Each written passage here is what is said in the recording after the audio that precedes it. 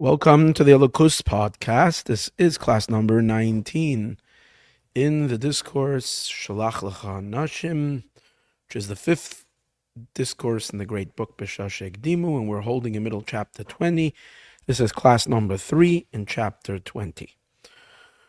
Okay, so we were learning the main theme of the chapter is about the 10 hidden spheros, the spheros Hagnuzos, which is the very beginning, the shoresh, the root of the or pnimi, of the internal light, where it's an interesting enigma. It's on the one hand, it's already 10 sphirot. On the other hand, as we're still going to continue to get a better understanding of this impossibility, where it's already in the next whole discourse, discourse number 6, the one beginning Kol Machlokesh U'Lashem Shamayim, the Parshas Korach one. Over there, we're going to continue trying to get a grasp on this idea of having on the one hand spheros, but on the other hand, they don't exist. They exist and they don't exist. Their existence are. So this is the shoresh, this is the root of the or pnimi, of the internal light.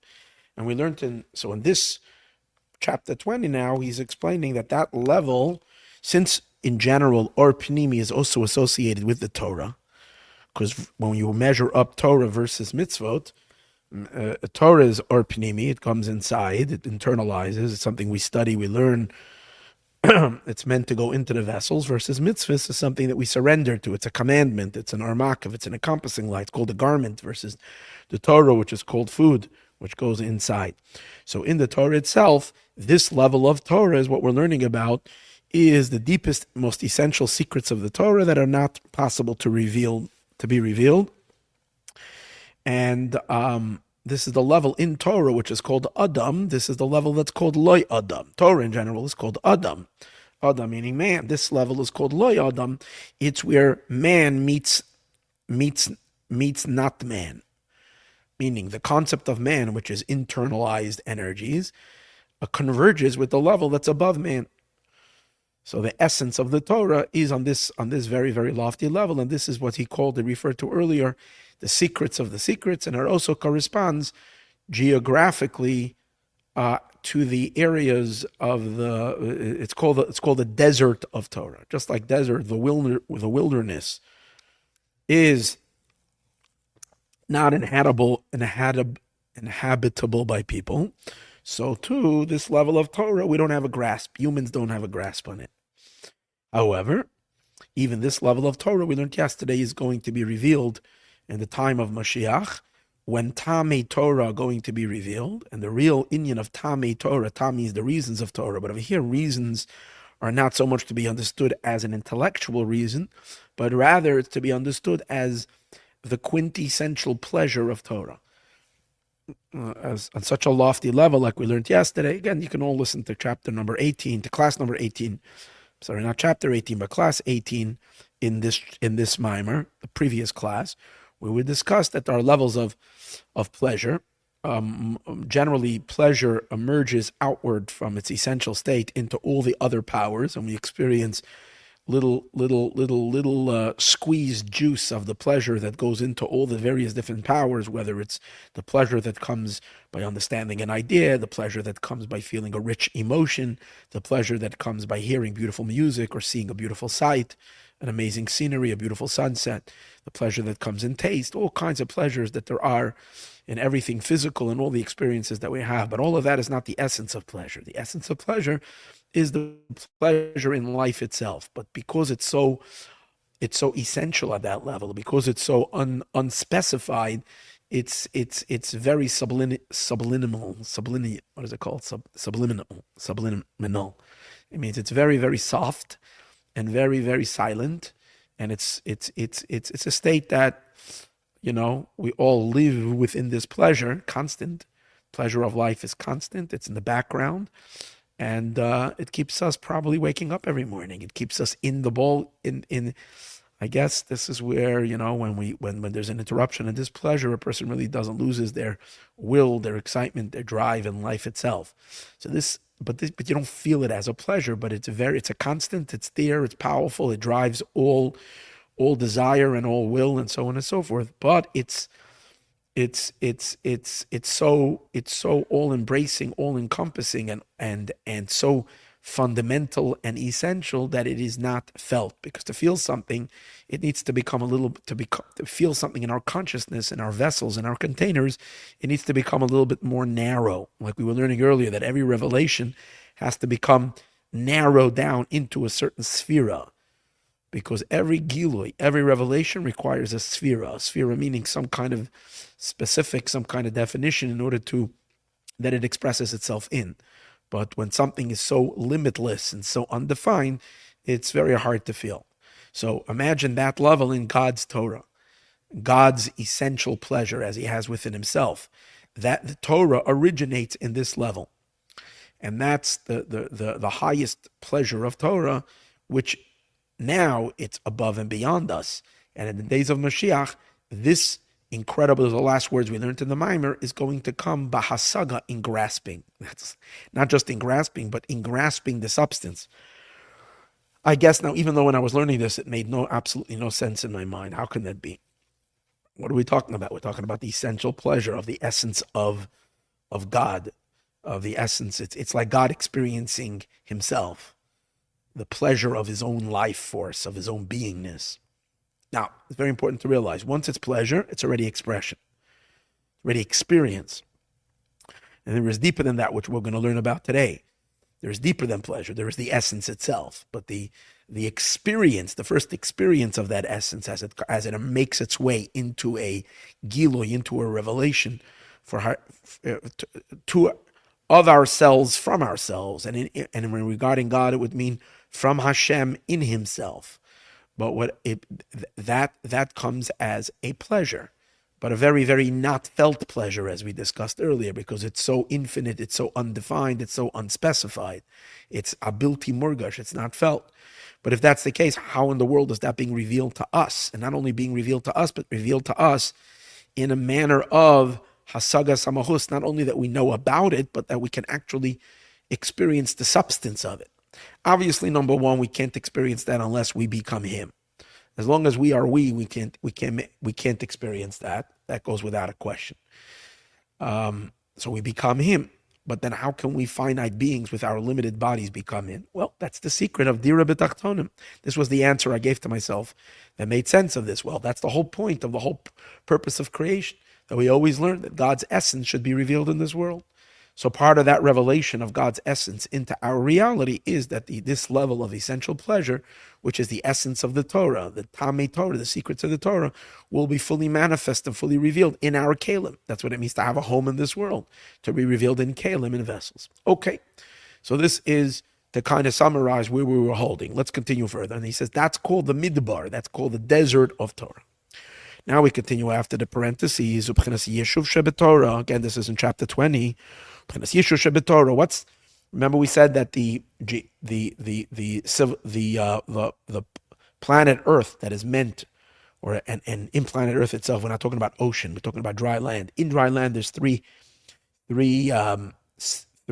habitats. One is the habitat of cities, where civilization takes place, where is really civilized. And then there is the suburbs or the farmland that's more less inhabited by people, but yet it's still there's more people living in those places, and those are surrounding the towns, the villages, and the cities. And then there is what we call plain wilderness. So the wilderness of Torah is this vast, uncontainable element of Torah, the secrets of the secrets. Now we go to the other extreme. What is the yishuv of Torah? What is the civilized element of Torah? Is a place that we have a full grasp on. Is the levels of Torah which we have a complete grasp on it. Now, being that Torah is divine, is that we grasp the divine. So this can be referring to either the just simply the revealed part of the Torah, the Talmud, the Mishnah, although one is not grasping the subject of godliness, but it is still God's intelligence. It's God camouflaging himself or revealing himself, not camouflaging, but rather, because camouflaging means hiding, he's revealing himself to us via the laws of the Torah, and he's putting himself in. He's putting his unfathomable, unknowable wisdom into subjects and into concepts and ideas that we can fully grasp. So when a person understands the Mishnah, when you understand the Talmud, when you understand Scripture, you learn it, especially with the commentaries, that you really get a grasp on it. So then that's called grasping godliness. And obviously this also includes those elements in Torah that we can study even about God and that we grasp. Okay? So all of that is the civilized, where the human has a grasp on it. So this is the element of knowing of Torah. In a manner of knowledge, v'asaga, that has a grasp. And in this is contrary to the level of wilderness where there is no pleasure at all, because it is so removed, it is so hidden. And again, in the time of Mashiach, we said we're going to be able to have that experience of knowing it and experiencing that pleasure, I guess, in the silent manner of pleasure, in the subliminal pleasure. But we're going to have a grasp on it. But in today's days, it's hidden. And and obviously the question is, so how do we learn Chassidus? Chassidus, we know that the teachings that we are learning right now, which is all part of Chassidus, is part of the secrets of the secrets, emanating from the wilderness of the Torah. And that is because, first of all, our understanding of the concepts of Chassidus is very limited today. We can't really call it Yediyah Samahus. We don't have a knowledge in the substance of it. We only have a knowledge in the descriptions of it. The substance of it is only going to be revealed after Mashiach comes, like Chassidim tell the story. The difference between the people that have learned Chassidus before Mashiach comes and the people that sadly didn't merit to study these awesome teachings. They study Torah, but they never understood that there is value to these incredible teachings of Chassidus, which are the secrets, not just the secrets, but the secrets of the secrets. The difference is only going to be one thing, because when Mashiach will come, he will start revealing everything. And when he will reveal it, he will reveal it in a manner that the substance of it, not just the information of it. He's not just going to read off the descriptions of these divine levels. He's going to reveal it to us in a very direct, substantial way. All these levels of godliness are going to come into our experience. So what's going to be the difference between those who studied and those who didn't study? Those who studied are going to be able to say, We're going to get excited and say, that's it. Or rather, aha. I don't know exactly the explanation. It's like, this is what I've been learning about all these years.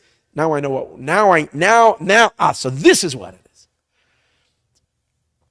As opposed to those who have never really learned about it. And Chassidus are just going to be introduced to something new that they can't say the aha about. And I guess it's very beautiful to be able to say that aha, because then you have what you're experiencing, you have an understanding of what you're experiencing. So, if that's the case, so how do we understand Chassidus today? So number one, we don't really have a full grasp on it. Secondly, the reason we are given to experience this is because the lights of Mashiach that precede Mashiach. Before Mashiach comes, Mashiach is like the sun. Just like before the sun rises, the rays of the sun are already seen on the horizon. So for 200, close to 300 years, the rays of the massive sunlight of godly revelation that's going to come when Mashiach is here is already being seen on the horizon. And that's why we're being treated to not just the secrets, but the secrets of the secrets. So then in that sense, the Chassidus that we are learning right now is not included in the civilized element of the Torah, in civilization in the cities, because this is really related to the wilderness of the Torah, but we're getting just a little sneak peek into it. But again, on the other hand, the lower part of the Torah is the Torah as it is fully graspable. This has a taste and it has a pleasure. The sadeh, and what is the idea of the field? The field, remember we said, is some kind of a medium. It's not as wild and untamed like the wilderness. It's also not completely civilized. It's the farmland. Sadeh and the field, she'ein ba yishuv adam. People don't really live there besides a farmhouse here and a farmhouse there. Or makol makom u'letzayrach hayishuv. but yet it belongs and it hugs and it is supporting of the Yishuv. It supports the civilization. That's where civilization gets its groceries from. Its food and sustenance. It all comes from the farmers who come in on farmers market day and they bring all their produce into the city, into the villages, for the people to have, right?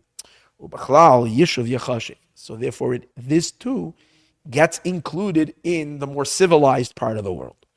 So if we're looking at the Torah in the topography of the world, which part of Torah would this be?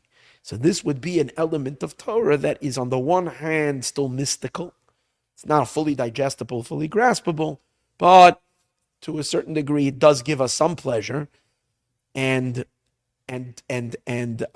is kind of just a little bit above our grasp. It's not completely outside like the secrets of the secrets. We can say it's all the spiritual intentions of the mitzvot. When he says intentions of the mitzvot, he means the reasons of the mitzvot, but primarily the kavanot that are in Kabbalistic writings. In the Arizal, for example, and there's a book called Pri Eitz Chaim.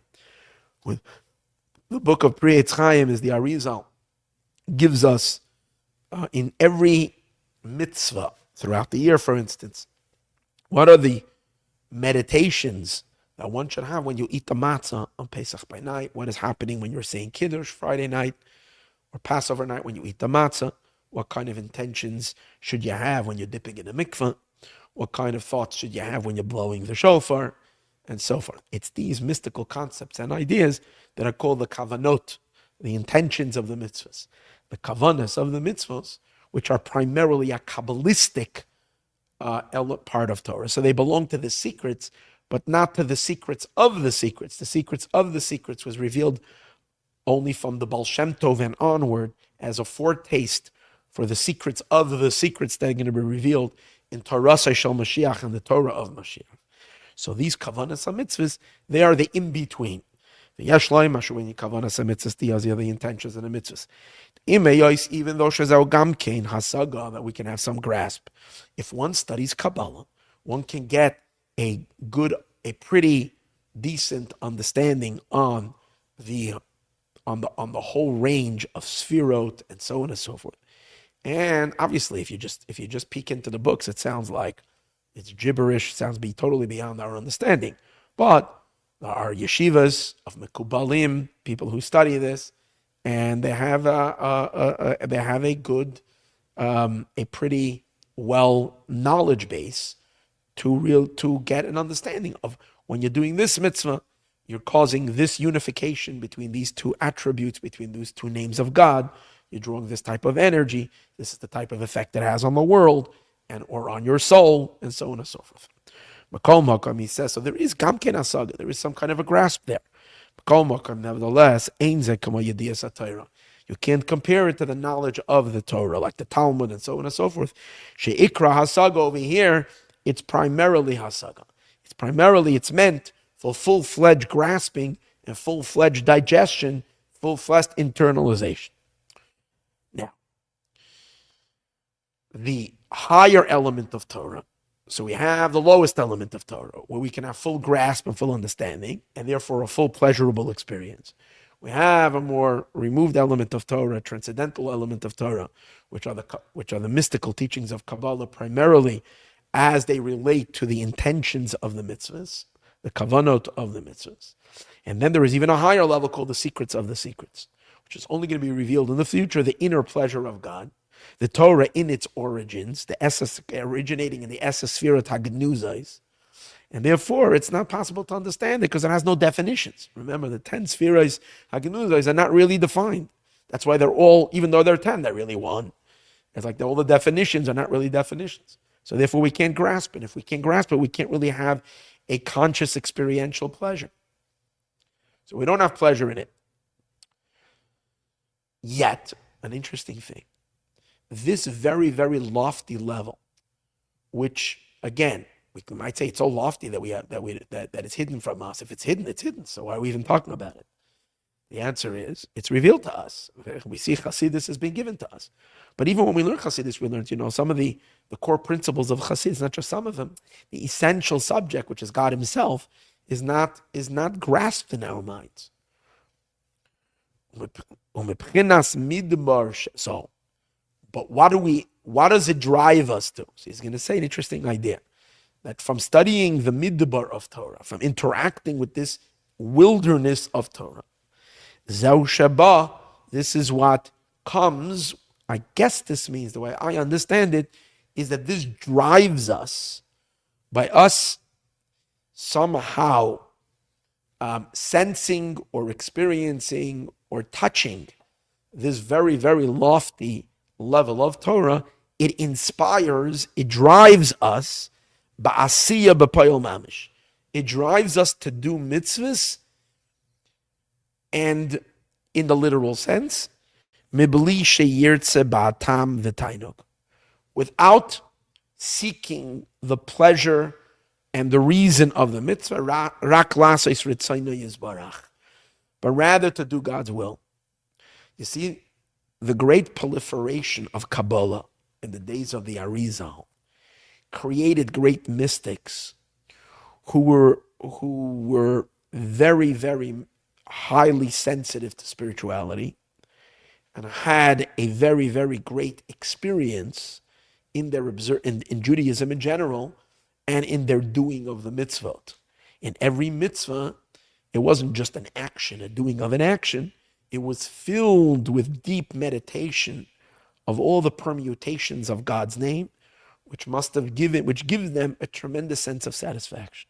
Because you realize that you're moving the cosmos in every mitzvah, and especially when you understand how you're moving the cosmos, how you're impacting the world.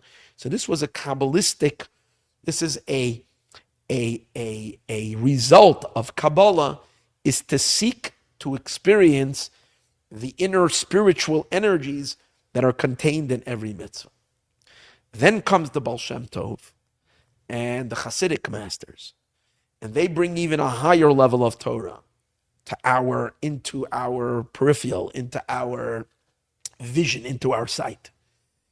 But interesting, the Baal Shem Tov inspiration, the drive, the effect, if we might say, of Hasidism in the world was not to inspire observance based on experience of the richness of the mitzvahs, but the Baal Shem Tov's focus, and so you saw on the outcome in all the Hasidic communities, is to do the mitzvot with utter simplicity. Now, one thing is for sure, that the Baal Shem Tov reached and woke up all the simple Jews. The simple Jews were not capable of having all this scholarly intentions, all this mindfulness when they were doing mitzvahs. And the Baal Shem Tov got to all these Jews and got these Jews inspired to just do a mitzvah. How to do the mitzvah? With the earnestness, with the simplicity of a simple heart. Fine. But it's not only that.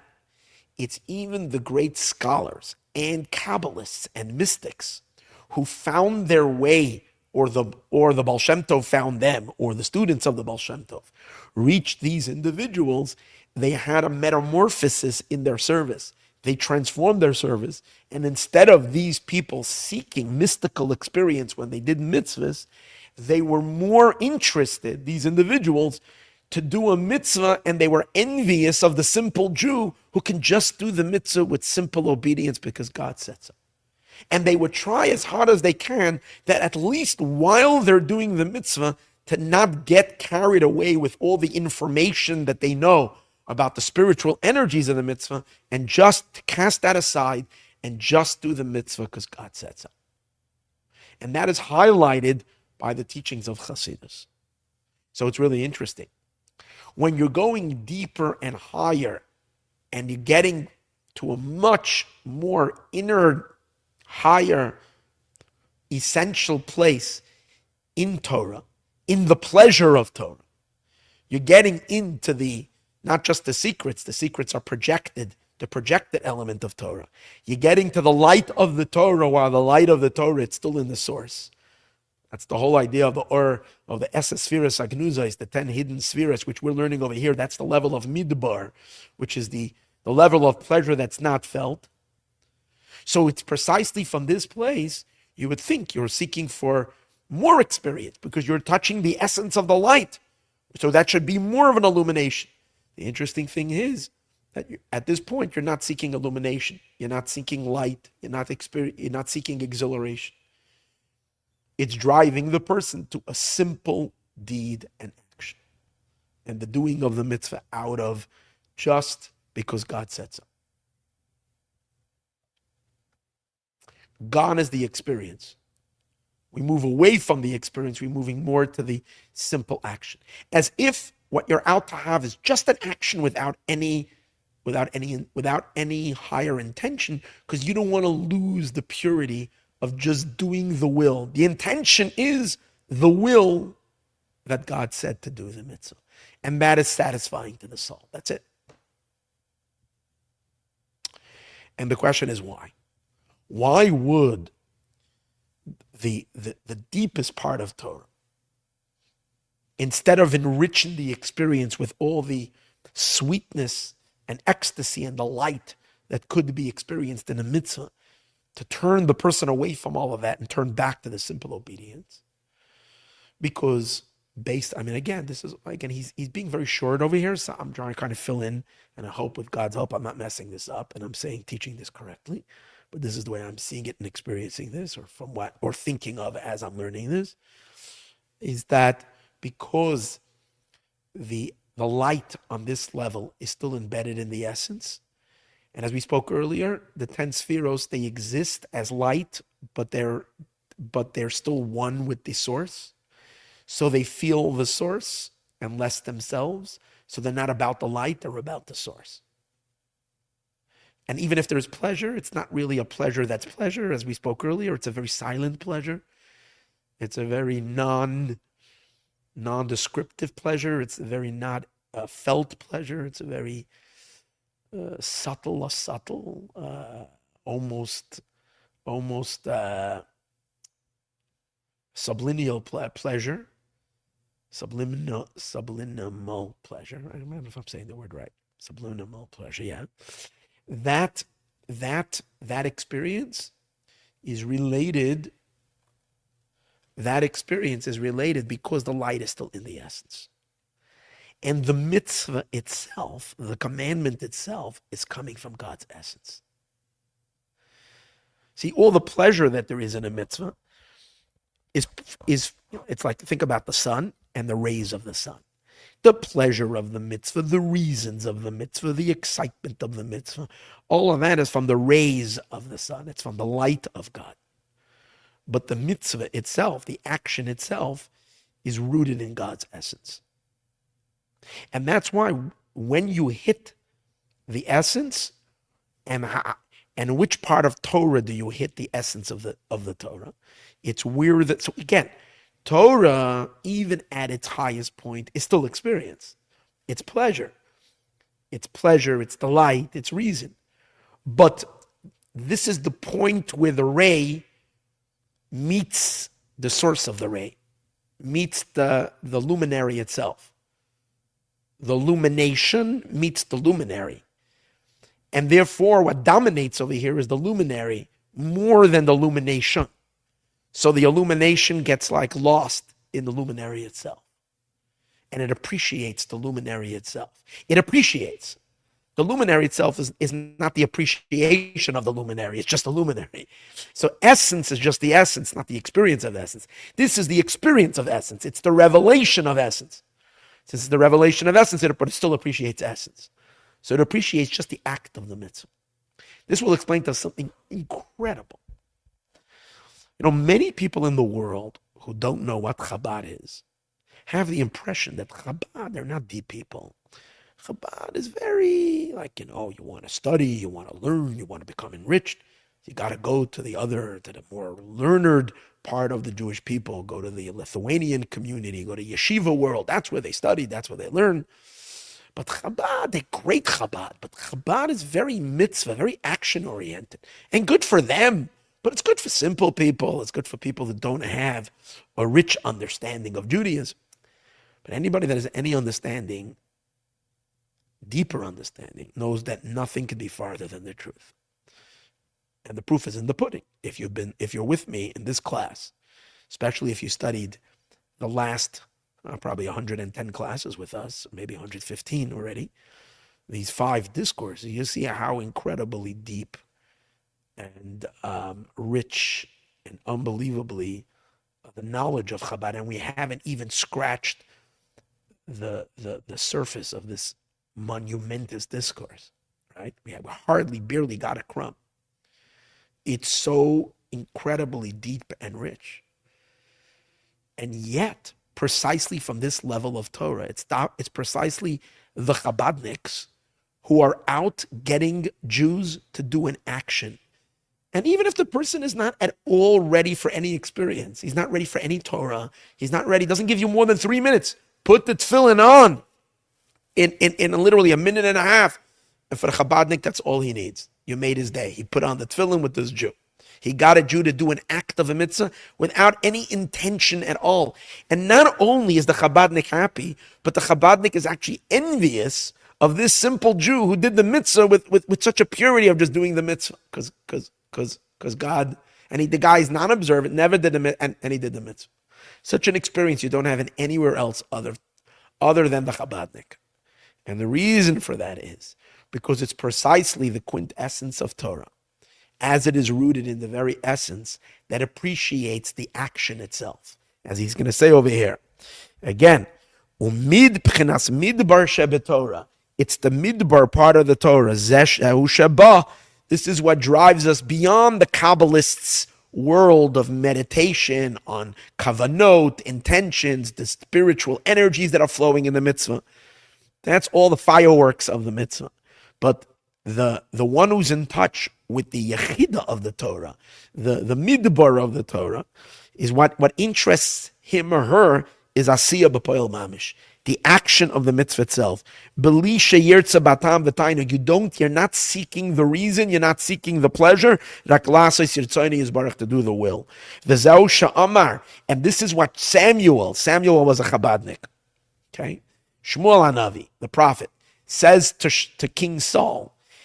He says, because King Saul made a calculation that God would get tremendous pleasure from the sheep of Amalek, right? When he went away, when he was sent by God to destroy Amalek, he made a calculation that God would get, that he didn't kill. God said, kill all the animals. He said, no, I'm not going to kill the animals because the people had mercy on the sheep. And imagine, we'll do even something better than God said. We will take all these sheep and we'll offer them up as sacrifices. And that itself caused him to lose the kingdom. And God speaks to him through the prophet, and he says to him like this: "Achafitz Lashem." Does God want your sacrifices? Does God want any of that? Shuhu b'chinas hatam. The meaning over here is: does God want chayfetz? Does God want the reason? Kishmaya b'kayil Lashem. What does God want? He wants to listen, simple obedience. B'kiyem b'payil mamish. In other words, he said to him as follows: Samuel is saying to King Saul, you're a little stuck in the experience of the mitzvahs, and therefore you're adding your own 2 cents of what's going to make the experience richer. You're getting into the reason why God wanted, and based on the reason, you come to such a calculation.